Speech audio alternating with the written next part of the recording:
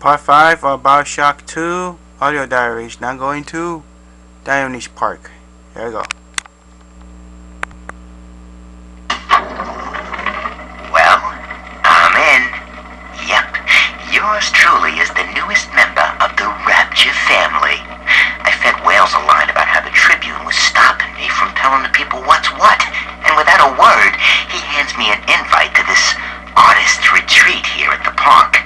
Lamb bought my frustrated novelist act. She's even sponsoring me to ink it while I'm here. Except my story's all about her. And I don't think she's gonna like the way it ends.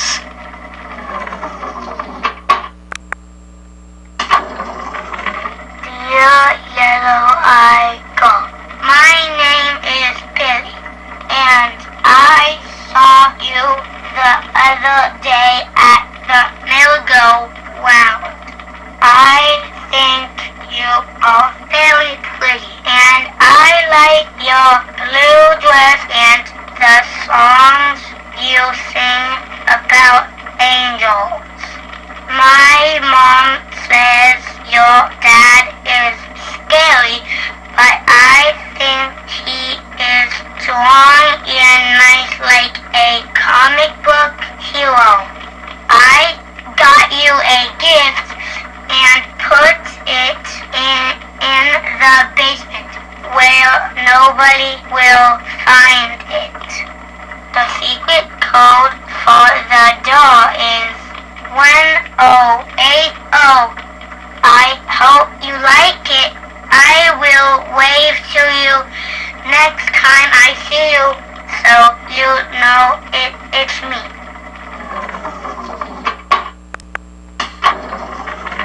I'm told that Lamb has been seen in the streets. One of the Alpha series was killed in the incident, and his bonded sister is stolen. But the Council has no time for a manhunt. Atlas swells the ranks of the marauders by the day. Regardless, Lamb's name has already faded among the people. She is no more than a ghost who has forgotten to die.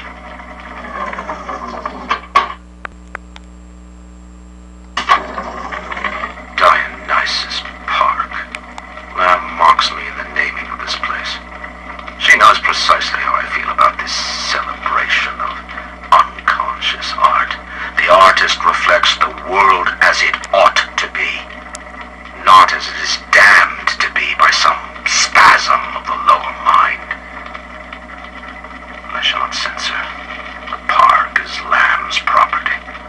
However, if the case we are building against her proves true, I will return with a sledgehammer.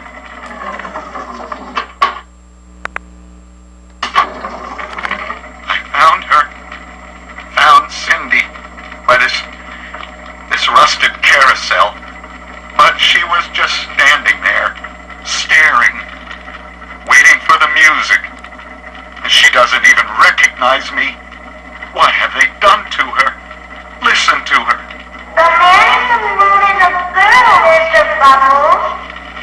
Listen, if anyone hears this, I have to know how to cure her. No! Get back! She's my little girl!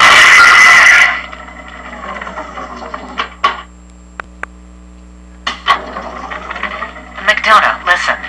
There's a hell of a structural flaw here in Dionysus Park. A leak in the primary drainage pipeline could flood this whole joint.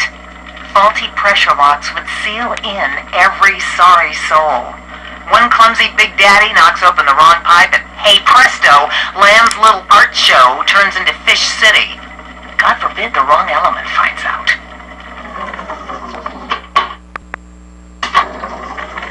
Dr. Lamb's trying to take the city by sponsoring the artsy types here.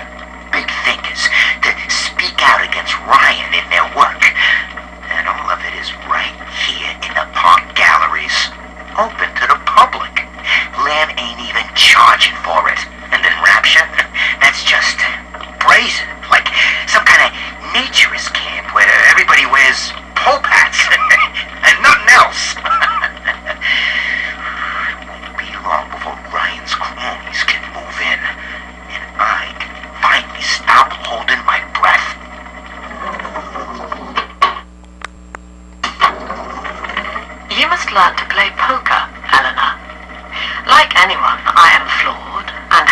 this genetic bias towards competition. But each Saturday, I read the other players, and I pick a man who will benefit the most from victory. By the final hand, I ensure that he takes home my entire stake, and that of the others. I win nothing but the feeling of conquest over myself, and the wealth of my competitors is slowly reshuffled according to their need.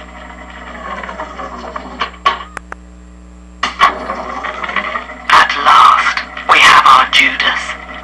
One of my own people has been feeding Ryan evidence of my activities, and now I am to be detained. As a religion, they merely monitored us, but as a commune, they would see us crucified. And yet, though he will be the last to see it, Andrew Ryan has already lost the people. Wherever I am sent, rapture will follow.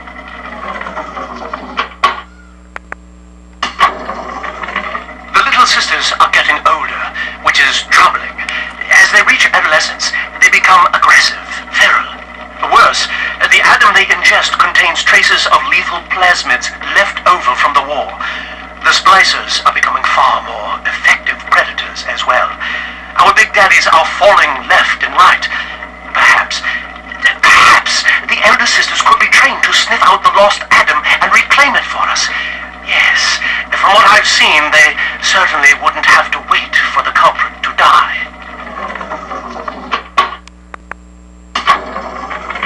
The genius of Sophia Lamb is a thing of empathy, a profound moral sense. I can only describe her as a kind of secular saint. But dividing her loyalty evenly across the world at large spreads it so thin as to be invisible to some. Love, I have found, is beneath her. Naturally, Ryan arrested her, gave her to Sinclair to incarcerate somewhere, but upon her escape, she took the city and changed my life forever.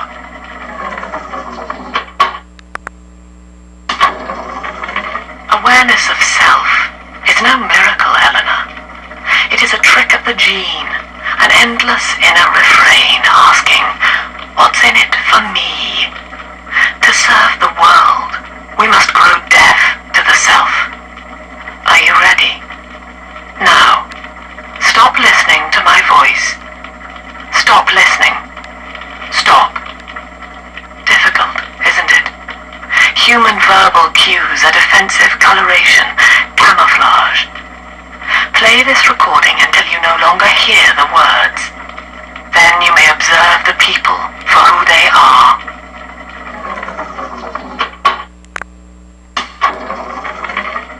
So, Ryan's goons are sweating me to prove this place is a closet commune.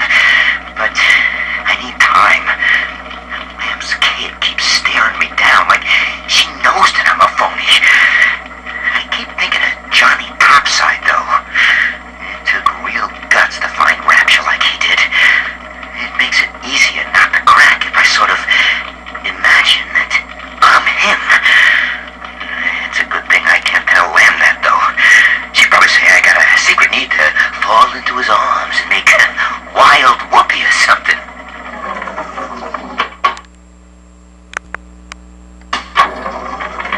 So, Lamb broke out, and she's coming back. Wow. Okay, didn't see that coming, but okay. That is gonna be... what am I gonna do? And I've heard a lot of these people down here talking. Some of them I know saw the thing with Eleanor, and who knows what.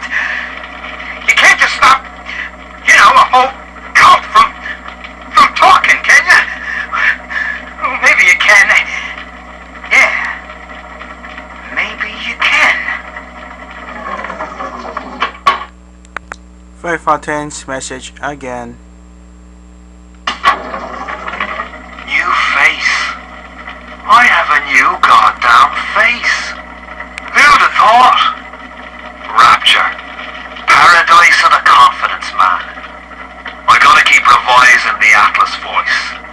I figure the accent gives me an excuse to lock myself in a room with a bottle and count the cash.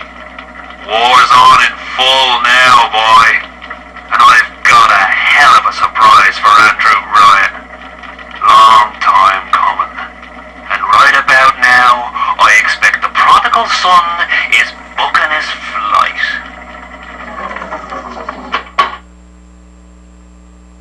And then part 5 of Bioshock 2 Auto Diaries. Now going part 6. Peace out.